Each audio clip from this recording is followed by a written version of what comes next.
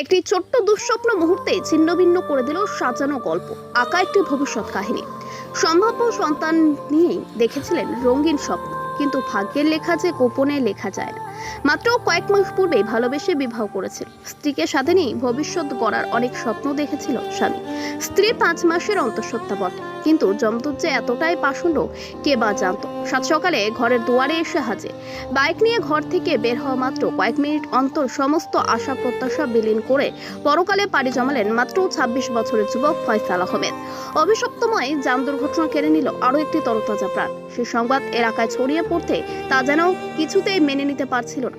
যাকে মুহূর্তে কাছে পেয়েছিল পিতামাতা, ঘুম থেকে উঠে চোখের সামনে আদরের সন্তানকে দেখতে পেতেন, যাকে ব্যতীত এক রাত অতিক্রান্ত করা আপন লোকটির পক্ষে কষ্ট করছিল। এমতো অবস্থায় আপনজনের মৃত্যুর সংবাদ সত্যি একটি দুঃস্বপ্ন মাত্র। রোজ শুক্রবার দুপুর আনুমানিক 12টা নাগাদ ভয়াবহ যান দুর্ঘটনায় মৃত্যু হয় সোনামুড়া মহকুমাধীন কমলনগর ওগরিয়াটিলা এলাকার অহিদ মিয়ার পুত্র ফয়সাল আহমেদ। প্রত্যক্ষদর্শীদের দাবি, ফয়সাল আহমেদ তার ব্যক্তিগত বাইক চড়ে বাড়ি থেকে বের হয়ে সোনামুড়ার উদ্দেশ্যে রওনা দেয়। তৎসময় উল্টো প্রান্ত থেকে আসা একটি কমান্ডার গাড়ির সাথে সজোরে ধাক্কা লাগে। তাতে ফয়সাল বাইক থেকে ছিটকে জাতীয় সড়কের উপর পড়ে যায়। বিষয়টি লক্ষ্য করতে পেরে প্রতিবেশীরা সাথে সাথে রক্তাক্ত অবস্থায় ফয়সাল আহমেদকে উদ্ধার করে কমলনগর প্রাথমিক স্বাস্থ্য কেন্দ্রে নিয়ে যায়।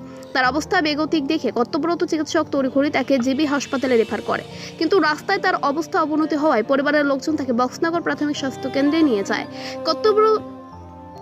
কর্তব্যরত চিকিৎসক প্রাথমিক চিকিৎসা শেষে ফয়সাল আহমেদকে মৃত বলে ঘোষণা করে। চিকিৎসক শ্যাম দেববর্মা জানান, বুকে ও মাথায় প্রচণ্ড আঘাতের ফলে তার মৃত্যু হয়। এদিকে তার মৃত্যুর খবর পেয়ে হাসপাতাল চত্বরে ছুটে যায় আত্মীয় পরিজনরা এবং কান্নায় ভেঙে পড়ে। মায়ের চিৎকারে আকাশ বাতাস একাকার। সংবাদ পাওয়া মাত্রই হাসপাতালে চত্বরে ছুটে যায় বক্সনগর মণ্ডল সভাপতি সুভাষ দেবনাথ সহ অন্যান্য নেতৃবৃন্দ। ওনারা মৃতার পরিবারকে সমবেদনা জ্ঞাপন করে। খবর পেয়ে ঘটনাস্থলে পৌঁছায় কলমচৌড়া থানার পুলিশ। ইতিমধ্যে ঘাতক গাড়িটিকে আটক করতে সক্ষম হয় পুলিশ। বর্তমানে ফয়সাল আহমেদ মৃতদেহ বক্সনগর প্রাথমিক স্বাস্থ্য কেন্দ্রে মর্গে রাখা হয়েছে। পোস্টমর্টম শেষে তার লাশ পরিবারের হাতে তুলে দেওয়া হবে, এমনটাই জানিয়েছেন হাসপাতাল কর্তৃপক্ষ। পেশেন্ট নিয়ে এসে নাম হচ্ছে Faisal Ahmed, road traffic accident নিয়ে হসপিটালে নিয়ে আসছে। কোন জায়গায় হচ্ছে ঘটনাটা? ঘটনা হচ্ছে বক্সনগর তো কমল রোডে গাড়ির সঙ্গে বাইকের মুখোমুখি হচ্ছে। তো যে সময় আনা হয়েছে সব কিছু পরীক্ষা নিরীক্ষা দেখা করার পরে দেখা গেলো যে এটা ব্রড ডেড, রোড ট্রাফিক অ্যাক্সিডেন্টের কারণে মাথার মধ্যে ভীষণ আঘাত পাইছে। তার জন্য হেড ইঞ্জুরির কারণে মারা গেছে। বিশেষলি ইনজুরিটা হয়েছে মাথা ইন্টারনাল ইঞ্জুরি হয়েছে, ইন্টারনাল হ্যামোরেজ আছে, তার জন্য ডেথ হয়েছে অ্যাক্সিডেন্টের কারণে। এখানে পোস্টমর্টম হয়েছে নাকি? হ্যাঁ, এখন পোস্টমর্টম করার পরে আমরা পুলিশের কাছে হ্যান্ডওভার দিয়ে পুলিশটা বলে ডেড বডিতে হ্যান্ডওভার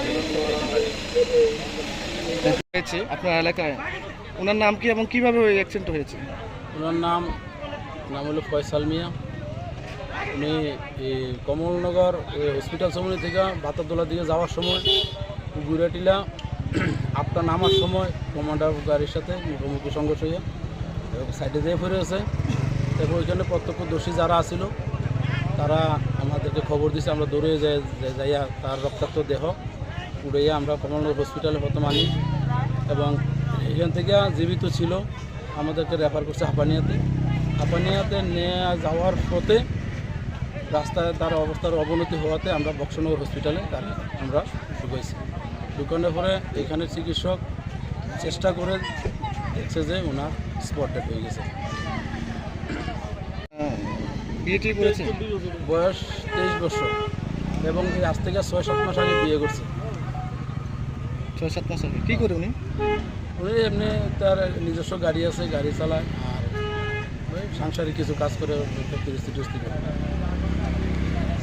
না এখনো আসেনি। আমরা তো তাকে নিয়ে বসছি বক্সনগরের দিকে। এখন ওইখানে আইসি যে ঘাতক গাড়িটি ছিল কমান্ডার গাড়িটা কি আটক হয়েছে? গাড়িটি ওইখানে জায়গাতে আছে, এখন আছে।